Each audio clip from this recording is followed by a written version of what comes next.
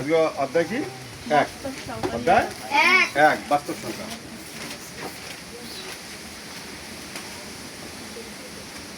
অধ্যায় এক বাস্তব সংখ্যা। বাস্তব সংখ্যা। তোমাদের বইতে কিন্তু ইংরেজিতে আছে রিয়েল নাম্বার। কি দেওয়া আছে? Real number. R E A L real number. N U M B E R S real number. আর এস না ইএস? এস আছে রিয়েল নাম্বার। তাহলে অধ্যায় এক বাস্তব সংখ্যা রিয়েল নাম্বার। তাহলে এখান থেকে আমরা শিখব প্রথম যে বাস্তব সংখ্যার প্রতীক কি। বাস্তব সংখ্যার প্রতীক কি? তাহলে বাস্তব সংখ্যার প্রতীক ইংরেজি হাতের প্রথম বড় অক্ষরটা। তাই এখানে ইংরেজি হাতের প্রথম বড় অক্ষর কি আছে? আর। বড় হাতের আর। কি আছে? বড় হাতের আর। তাহলে বাস্তব সংখ্যার প্রতীক হলো বড় হাতের আর। কি হবে বাস্তব সংখ্যার প্রতীক? বড় হাতের আর। পরীক্ষায় আসে কিন্তু। হ্যাঁ, বাস্তব সংখ্যার প্রতীক কি হবে? বাস্তব সংখ্যা প্রতীক প্রতীক হলো কি? বড় হাতের আর। আর বাস্তব সংখ্যা সম্পর্কে আমরা কি বুঝবো? বাস্তব সংখ্যা রিয়াল নাম্বার। সংখ্যা জগতে যতগুলো সংখ্যা আছে সবগুলো কিন্তু বাস্তব সংখ্যা। সবগুলো কি বাস্তব সংখ্যা? কিন্তু তোমাদের জন্য বাস্তব সংখ্যা এতটুকুই যে ক্লাস 1 থেকে এ যাবত যতগুলো সংখ্যা পড়ে আসছো বা দেখি আসছো সবগুলাই বাস্তব সংখ্যা। কিন্তু বাস্তব সংখ্যার একটা শ্রেণী বিভাগ আছে। এই সময়গুলোকে শ্রেণী বিন্যাস করা যায়। কি করা যায়? শ্রেণী বিন্যাস করা যায়। তা আমরা শ্রেণী বিন্যাস যদি করতে যাই তখন এই শ্রেণী বিন্যাসের মাধ্যমে আমরা বুঝতে পারবো যে বাস্তব সংখ্যা আমরা কয়ভাবে শ্রেণী বিন্যাস করতে পারি। দেখো প্রথমে লিখতেছি বাস্তব সংখ্যা। কি লিখতেছি? বাস্তব সংখ্যা। বাস্তব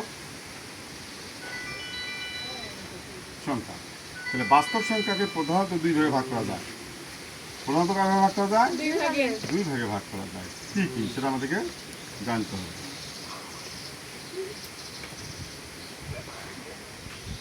একটা হলো মূলত। কি মূলত? আর একটা কি? অমূলত।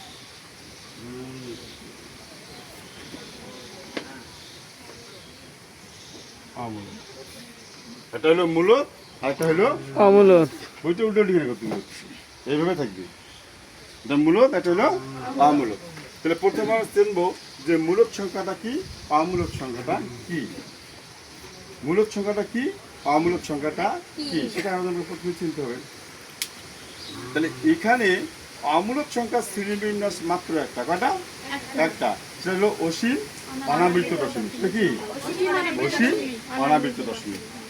তাহলে অমূলত সংখ্যাটা এক শ্রেণী দিতে একটা শ্রেণীবিন্যাস। কয়টা শ্রেণীবিন্যাস? একটা। অতএব এটা এক না দরকার। অসীম কি বলা হচ্ছে? অসীম অনাবৃত অনাবৃত দশমিক।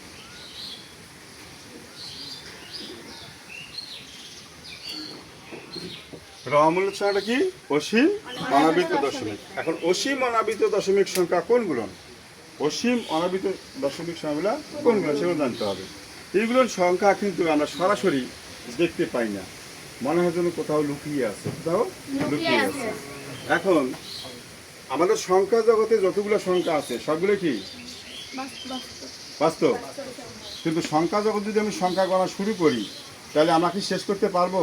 পারবো না। অসীম। কি? অসীম।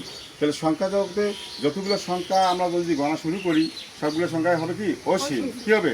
অসীম। তাহলে এইখানে একটা জিনিস আমরা লক্ষ্য করি যে এক। কি লিখলাম? 1 কি 2 3 4 5 দরটা চলতে থাকবে নাকি?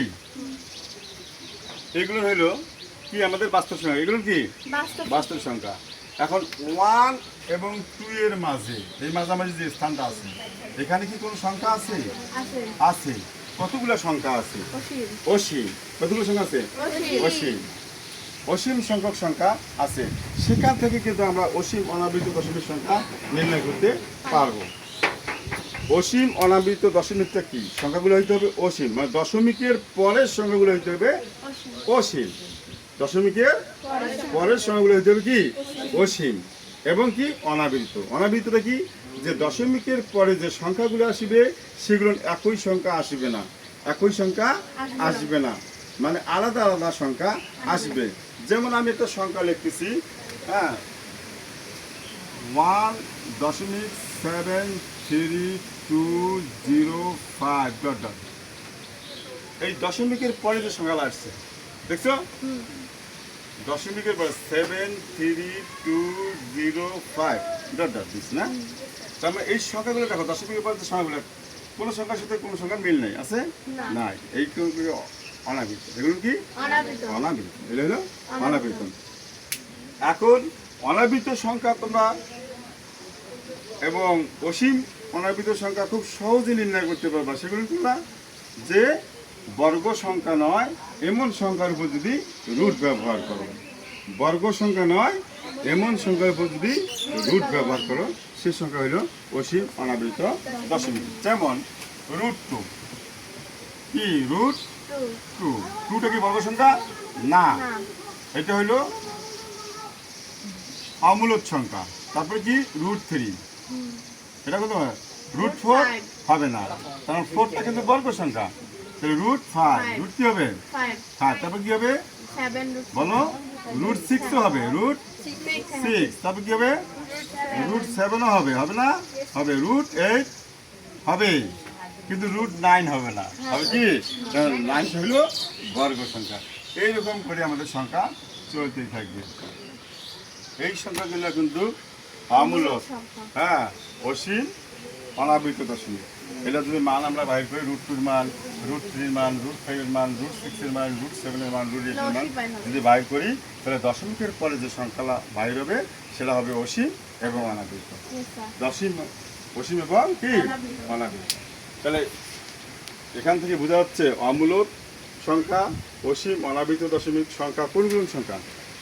আমি তো বুঝতে পারতেছো, কিন্তু পরীক্ষা আসতে পারে যে প্রমাণ করো যে √2 একটি অমূলক সংখ্যা, প্রমাণ করো যে √3 একটি অমূলক সংখ্যা। হয়তো বা বইতে তোমাদের এক্সাম্পল দেওয়া আছে √2 এবং √3, কিন্তু পরীক্ষাতে ওটা না আসলে পরীক্ষাতে √5 একটি অমূলক সংখ্যা প্রমাণ করা। তখন প্রমাণ করতে হবে, তখন আমরা পরে ওটা প্রমাণ করবো কীভাবে প্রমাণ করা যায়। এখন আসি আমরা মূলক সংখ্যা। অমূলক সংখ্যা বোঝা গেছে তো? কোনো সমস্যা? না, কোনো সমস্যা নেই না? তো অমূলক সংখ্যা পুরা বোঝা গেছে। এখন আসবো মূলক সংখ্যা। মূলক সংখ্যা এখন প্রধানত কত প্রকার? মূলক সংখ্যা প্রধানত কয় প্রকার? দুই প্রকার। কয় প্রকার? দুই প্রকার। কি কি? পূর্ণ আর হলো ভগ্নাংশ। এটা হলো কি? পূর্ণ আর হলো ভগ্নাংশ। তাহলে মূলক সংখ্যা প্রধানত হলো দুই প্রকার। কয় প্রকার? দুই প্রকার। একটা হলো পূর্ণ আর হলো ভগ্নাংশ। পূর্ণ